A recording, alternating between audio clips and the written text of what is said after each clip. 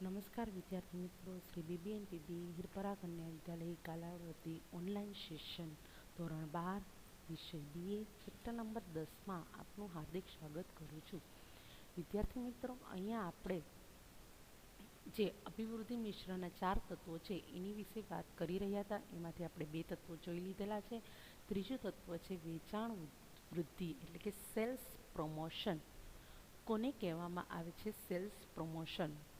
તો કે વેચાણ છે એ વધારવા માટેના જે પ્રયત્નો કરવામાં આવે છે, જે પદ્ધતિઓ અપનાવવામાં આવે છે તેનો સમાવેશ વેચાણ વૃદ્ધિમાં કરવામાં આવે છે. જોઈ લઈએ.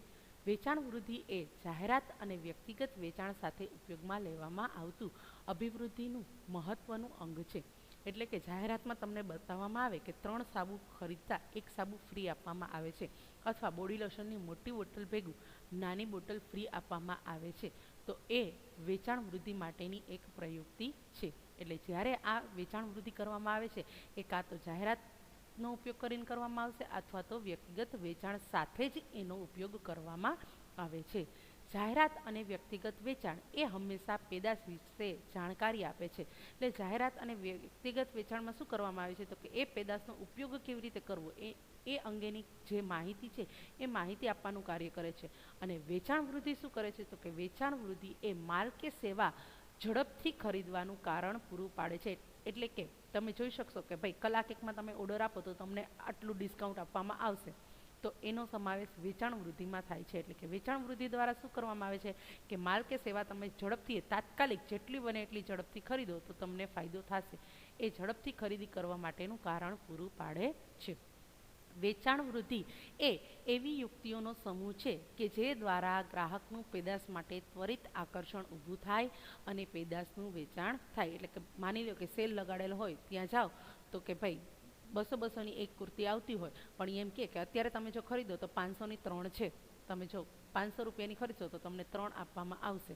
અથવા તમે ચાની ભૂકી ખરીદો એની સાથે છે પેલી બરણી ફ્રી આવતી, તો તમે ચાની ભૂકી અત્યારે પેકિંગ ખરીદશો તો અત્યારે એમાં એવી સ્કીમ છે. તો આ બધી જે યુક્તિઓ છે એનો સમૂહ છે દ્વારા ગ્રાહકનું પેદાશ માટે એટલે કે ગ્રાહકને એ પેદાશ ખરીદવા માટે ઝડપથી આકર્ષણ ઊભું થાય અને પેદાશનું વેચાણ થાય તેનો સમાવેશ વેચાણ વૃદ્ધિમાં કરવામાં આવે છે.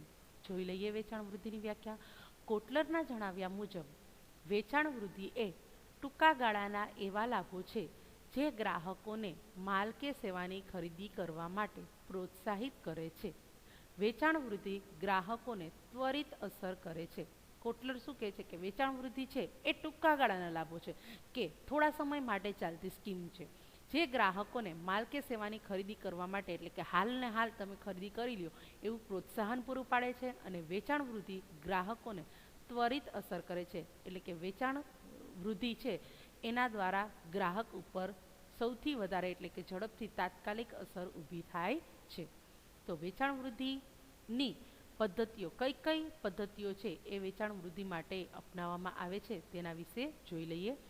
સૌથી પહેલું છે વળતર, જેને તમે ડિસ્કાઉન્ટ નહીં સોરી સૌથી પહેલું છે વળતર, જેને તમે સેલ તરીકે ઓળખાઈ શકો. એક એનું સામાન્ય ઉદાહરણ લઈએ તો તમને બધાને ખબર છે કે શ્રાવણ મહિનામાં છે એ ઘણી બધી પ્રકારના સેલ ભરાતા હોય છે. શું કામ શ્રાવણ મહિનામાં સેલ લાગતા હોય છે? તો શ્રાવણ મહિના પછી છે આપણે ત્યાં વેપારી લોકો એવું વિચારે છે કે શ્રાવણ મહિનામાં આ બધો સ્ટોક આખો સ્ટોક પૂરો થઈ જાય, કે જેથી હવે દિવાળી નજીકમાં આવે છે તો નવી ફેશન મુજબનો માલ છે એ આપણે દુકાનમાં ભરી શકીએ. જો ઓલા આખા સ્ટોકમાંથી નાણાં છૂટા થાય તો આપણે વધુ ખરીદી કરી શકીએ. જ્યારે પેદાશ ખરેખર વેચાણ કિંમત કરતાં ઓછી કિંમતે મર્યાદિત સમય માટે જ આપવામાં આવે તો તેને વળતર આપ્યું કહેવાય, જેને સાદી ભાષામાં સેલ તરીકે ઓળખવામાં આવે છે. એટલે કે દુકાનમાં તમને ખબર છે કે આટલા દિવસ માટે 50%નો સેલ, જેમ કે ખાદીમાં છે એવું લગાડેલું હોય કે આટલા દિવસ સુધીમાં તમે ખરીદી કરો તો મૂળ કિંમત પર 50% ડિસ્કાઉન્ટ આપવામાં આવે છે. એટલે કે ઓછા ભાવે તમને મૂળ કિંમત કરતાં આટલા ટકા, તો એને કહેવામાં આવે છે સેલ. સામાન્ય રીતે આવી પ્રયુક્તિ ધંધાકીય એકમોનો આખર સ્ટોક ઘટાડવા માટે કરવામાં આવે છે. એટલે કે જે વધારાનો સ્ટોક છે એ દુકાનમાં પડેલો છે એને ખાલી કરવા માટે છે આવું સેલનું આયોજન કરવામાં આવે છે. બીજું છે વટાવ. તો કે ભાવપત્રકની કિંમતના અમુક ટકા રકમ ઓછી લેવામાં આવે તો તેને વટાવ કહે છે. વટાવ, જેને આપણે ડિસ્કાઉન્ટ તરીકે ઓળખીએ છીએ. અત્યારે તમને બધાને ખબર છે કે ફિક્સ રેટની દુકાનો વધુ થઈ ગયેલી છે. ત્યાં તમે જાઓ અને તમે એમ કહો કે ભાઈ આમાં કાંઈ ઓછું નહીં, તો કે અમે અમારા નિયમ મુજબ છે એ તમને 5% ડિસ્કાઉન્ટ છે એ પહેલાંથી જ બાદ કરી લીધેલો છે. તો આ જે પ્રયુક્તિ છે એને કહેવામાં આવે છે વટાવ. ઘણીવાર ઉત્પાદકો પોતાનો શક્તિવાળો માલ વટાવે વેચી દે છે. આના કારણે ગ્રાહકો ડિસ્કાઉન્ટ જ્યારે વધારે પડતું આપવામાં આવે ત્યારે આના કારણે ગ્રાહકો ઝડપથી આકર્ષાઈ જાય છે. ત્રીજું છે જાહેરાતની કૂપન. હવે જાહેરાતની કૂપન એટલે શું? તો કે અમુક વસ્તુની તમે ખરીદી કરો તો એની સાથે કૂપન આપવામાં આવશે. બરાબર છે. તો કે આ પ્રયુક્તિમાં બજાર કરતાં જાહેરાતની અસરની અસરકારકતા ચકાસે છે. એટલે કે જાહેરાતની સાથે સાથે કૂપન પણ આપે છે. તમે જોયું હશે કે વર્તમાનપત્ર ખરીદો એમાં જે જાહેરાત હશે એમાં એક કૂપન આપેલા આવશે કે તમે આ કૂપન લઈને જો આવશો તો તમને છે કિંમતમાં થોડુંક ડિસ્કાઉન્ટ કરી આપવામાં આવશે. માની લો કે નવી કોઈ હોટેલ ખુલી હોય તો વર્તમાનપત્રમાં એ હોટેલનું પેમ્પલેટ આપવામાં આવેલું હોય અને એમ કે આ કૂપન જો લઈને તમે આટલા દિવસમાં આવશો તો તમને છે એ જે કિંમત છે એના કરતાં ઓછા ભાવે આટલા ભાવે છે તમને જમવાનું પ્રોવાઈડ કરવામાં આવશે. તો આને કહેવામાં આવે છે જાહેરાતની કૂપન. તો જાહેરાતની અસરની અસરકારકતા ચકાસે છે અને ગ્રાહકોને લાભ પણ આપે છે. આ પ્રયુક્તિમાં ગ્રાહકે જાહેરાતનું કટિંગ અથવા ખાલી પેકિંગ વિતરકને આપવાનું રહે છે. અથવા ઘણી વખત તમે જોયું હશે કે પેકિંગમાં છે એમાં પણ કીધેલું છે કે તમારા પેકિંગમાં આ નિશાનીવાળું હશે, એ પેકિંગ તમે લઈને આવશો તો તમને આટલો ફાયદો આપવામાં આવશે, જેના બદલામાં ગ્રાહકને અમુક ખરીદી પર અમુક ચોક્કસ રકમ બાદ આપવામાં આવે છે. ચોથું છે ભેટ. ભેટ કોને કહેવામાં આવે? તો ઘણીવાર પેદાશની ઉપર નાના જથ્થાની તે જ પેદાશ મફત આપવામાં આવે છે. દાખલા તરીકે સાબુની ખરીદી પર એક સાબુ મફત આપવાની ધંધાકીય એકમ જાહેરાત કરે. અત્યારે તમને બધાને ખબર જ છે કે વધુ પડતી જાહેરાત આવે છે કે 3 સાબુ સાથે 1 સાબુ ફ્રી આપવામાં આવશે. મોટી બોટલ તમે ખરીદશો તો એમાં 20% એક્સ્ટ્રા આપવામાં આવે છે. બરાબર છે. શેમ્પૂ ખરીદો તો 20% એક્સ્ટ્રાની કિંમત ચાલે છે. તો આ જે છે એને કહેવામાં આવે છે ભેટ. ઘણીવાર પેદાશની કિંમત એ જ રાખીને પેદાશના જથ્થામાં વધારો કરવામાં આવે છે. દાખલા તરીકે સેવિંગ ક્રીમનો 20% વધુ જથ્થો પેદાશની એ જ કિંમતે આપવામાં આવે એને કહેવામાં આવે છે ભેટ. ત્યાર પછી છે અન્ય પેદાશની ભેટ. અન્ય પેદાશની ભેટ એટલે તો કે તમે જે પેદાશ વાપરો છો એની સાથે એના જેવી, જેમ કે તમે કોલગેટ ખરીદો, કોલગેટ સાથે બ્રશ ફ્રી આપવામાં આવે તો એ અન્ય પેદાશ કહેવાય. પછી ચાની ભૂકી ખરીદવા જાઓ એની સાથે ચમચી ફ્રી આપવામાં આવે તો એ પણ અન્ય પેદાશની ભેટ કહેવાય. ગ્રાહકની જરૂરિયાતને ધ્યાનમાં રાખી ઘણીવાર મુખ્ય પેદાશની સાથે એના જેવી ગૌણ પેદાશ છે એ મફત આપવામાં આવે છે. જેમ કે ટૂથપેસ્ટની સાથે ટૂથબ્રશ. ઘણીવાર મુખ્ય પેદાશની સાથે કોઈ પણ સંબંધ ધરાવતી ન હોય, એટલે કે મુખ્ય પેદાશને કાંઈ પણ લાગતું વળગતું ન હોય તેવી પેદાશ પણ ભેટ આપવામાં આવે છે. દાખલા તરીકે 4 સાબુની સાથે 1 બોલપેન મફત આપવામાં આવે તો. ત્યાર પછી છે છઠ્ઠું ઇનામી ડ્રો. એક પ્રયુક્તિમાં ગ્રાહકને એક કૂપન કે કોડ પેદાશ સાથે આપવામાં આવે છે. ચોક્કસ સમયના અંતે આવી બધી જ કૂપનોનો ડ્રો કરવામાં આવે છે અને વિજેતાઓને ઇનામમાં વસ્તુ આપવામાં આવે છે.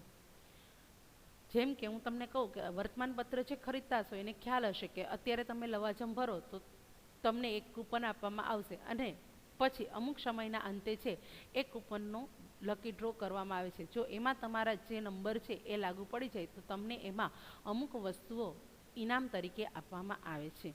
એ જ રીતે એક આમાં ઉદાહરણ આપેલું છે કે ભારતીય પેટ્રોલિયમ છે એ પેટ્રોલના 200 રૂપિયાથી વધુ રકમની ખરીદી કરનારા ગ્રાહકોને ઇનામી ડ્રોની કૂપન આપે છે. હવે એમાં રિચાર્જ હોઈ શકે, કોઈ પણ બીજી વસ્તુ હોઈ શકે, આવી બધા. 7મું છે વગર વ્યાજે લોનની સુવિધા. વગર વ્યાજે લોનની સુવિધા એટલે કે માની લ્યો કે એ વધારે પડતું તમને ઇલેક્ટ્રોનિક વસ્તુઓમાં જોવા મળશે. એ તમે ખરીદવા જશો, હવે તમારી પાસે એટલા પર્યાપ્ત પૈસા હોતા નથી તો એ તમને શું કહે છે કે 1% એટલે કે 1 રૂપિયો પણ વ્યાજનો લીધા વગર આના અમે તમને EMI કરી આપીએ છીએ. બરાબર છે. એટલે કે જે તમને હપ્તામાં ચૂકવવાની સગવડ પૂરી પાડે છે. જ્યારે પેદાશની કિંમત વધારે હોય અને ગ્રાહક એક સામટી ચૂકવી શકે તેમ ન હોય ત્યારે આ પ્રયુક્તિનો ઉપયોગ થાય છે. દાખલા તરીકે ટેલિવિઝન ખરીદવા માટે વગર વ્યાજની લોનની સુવિધા આપવામાં આવે. ગ્રાહક નજીવી રકમ ચૂકવી પેદાશનો ઉપયોગ શરૂ કરી શકે છે. ત્યાર પછી છે નમૂનાનું વિતરણ. ઘણીવાર ખાદ્ય પદાર્થો કે નજીવી કિંમતની વસ્તુઓ માટે નમૂનાનું વિતરણ કરવામાં આવે છે. પણ આવું વિતરણ કેનું કરી શકાય? તો કે જે સાવ ઓછી કિંમતની વસ્તુઓ હોય એનું તમે વિતરણ કરી શકો. જેમ કે છે અત્યારે બજારમાં લિક્વિડ ચાલે છે વધારે એવા, તો સેલ્સમેન છે તમારા ઘરે આવીને કહી જાય કે પહેલાં તમે લ્યો, આ આજનો દિવસ હું આટલું તમને ફ્રી આપી જાઉં છું, તમે એક વખત એનો ઉપયોગ કરો, અને કહેશે કે હું 2 દિવસ પછી પાછું આવીશ. હવે તમને એ એકવાર પસંદ આવશે તો તમે શું કહેશો કે લાવો મને આટલું જોઈશે, મને તો ભાઈ ગમ્યું, બરાબર.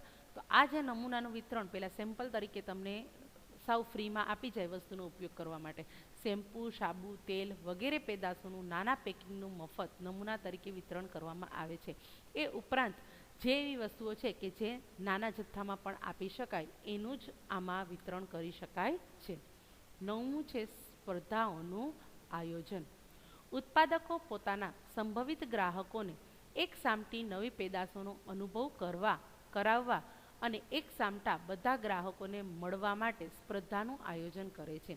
જેમ કે માની લો કે કેમલ કંપનીના પેલા કલર આવે છે, હવે એ લોકો કોઈ નવા કલર છે એ બજારમાં મૂકે છે, તો એને જાહેરાત કરવી હોય તો એ શું કરે છે કે એ જ સ્પર્ધાનું આયોજન કરે છે કે તમે છે આ જગ્યાએ આ સ્થળે આ સમયે પહોંચી જાઓ. ત્યાં સ્પર્ધામાં હવે જેને ચિત્રકામ આવડતું હશે એ જ એમાં ભાગ લેવાના છે, તમારા કે મારા જેવા તો જશે નહીં, બરાબર છે. હવે એ જશે અને ત્યાં એ જ કંપનીના જેનો એને જાહેરાત કરવાની છે એ જે નવા કલર છે એને ઉપયોગ કરવા દેવામાં આવશે, એને આપવામાં આવશે. અને એમાંથી પણ જે પણ વિજેતા બનશે એ વિજેતાને પણ એ જ નવીન પેદાશ ભેટ આપવામાં આવશે. હવે એ જે વ્યક્તિ કલરના શોખીન હતા, જેને ચિત્રકામનો શોખ વધારે હતો, એ કલરનો ઉપયોગ કરશે અને એને સારા લાગશે તો એની સાથે જે જોઈન્ટ થયેલા વ્યક્તિઓ હશે એને પણ એ માહિતી આપશે કે ભાઈ હું આ સ્પર્ધામાં રહ્યો તો અહીંયા આ કલર આપવામાં આવ્યા તો બહુ જ સારા છે અને સારી એવી કિંમતના છે, એને ગુણવત્તા પણ સારી એવી છે, બરાબર છે. તો આ રીતની જે એક યુક્તિ છે એનો પણ વેચાણ વૃદ્ધિમાં સમાવેશ કરવામાં આવે છે. એટલે કે ઉત્પાદકો પોતાના સંભવિત ગ્રાહકોને, ફરી પાછું સંભવિત ગ્રાહક કે જે અત્યારે તમારી પેદાશનો ઉપયોગ કરતા નથી પણ ભવિષ્યમાં કરી શકે તેમ છે, તેને એક સામટી નવી પેદાશોનો અનુભવ કરાવવા એક સામટા બધા ગ્રાહકોને મળવા માટે સ્પર્ધાનું આયોજન કરે છે. દાખલા તરીકે ચિત્રકામના રંગ બનાવતું ધંધાકીય એકમ નવા રંગો બજારમાં મૂકતા પહેલાં તેના ગ્રાહકો વિશેની બધી જ માહિતી મેળવવા તે બાળકોની રંગ પૂરતી સ્પર્ધા યોજે છે અને સ્પર્ધાના વિજેતાને નવીન પેદાશ ભેટ આપવામાં આવે છે. આમ જોયું આપણે કે વેચાણ વૃદ્ધિ માટે 9 પ્રયુક્તિઓ અમલમાં મૂકી શકાય છે. વિદ્યાર્થી મિત્રો, આજના લેક્ચરમાં આટલું જ. વધુ નેક્સ્ટ લેક્ચરમાં.